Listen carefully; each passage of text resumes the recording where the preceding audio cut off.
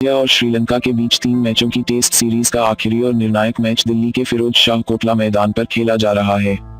खबर लिखे जाने तक टीम इंडिया ने 1-0-8 ओवर में 4 विकेट गंवाकर 450 रन बना चुकी है। फिलहाल क्रीज पर कप्तान विराट कोहली 200 और रोहित शर्मा 40 रन बनाकर खेल रहे हैं।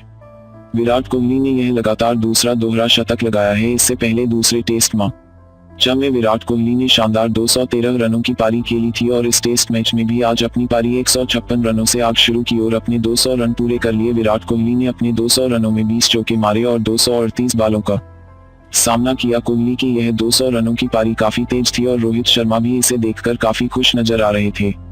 आप भी विराट कोहली की शतक के लिए लाइक जरूर करें। मैच का पहला दिन टीम इंडिया के नाम रहा।